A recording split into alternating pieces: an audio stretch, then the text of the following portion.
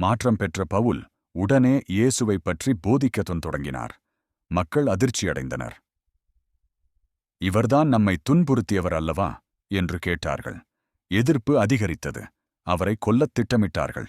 அவர் இரவில் நகரச் சுவரிலிருந்து கூடை வழியாக இறக்கப்பட்டு தப்பினார்.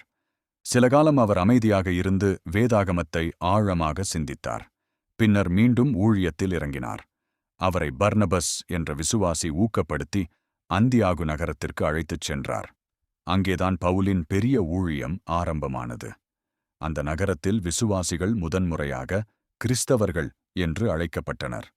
பவுலின் வாழ்க்கை அப்போது இருந்து பயணங்களால் நிரம்பியது.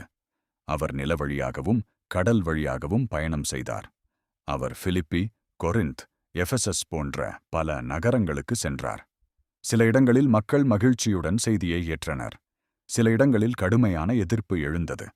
ஒரு நகரத்தில் அவர் கல்லெறியப்பட்டு ஆல்மோஸ்ட் மரித்தவராக விட்டுச் செல்லப்பட்டார். ஆனால் சிறிது நேரம் கழித்து அவர் எழுந்து மீண்டும் தனது பணியை தொடர்ந்தார்.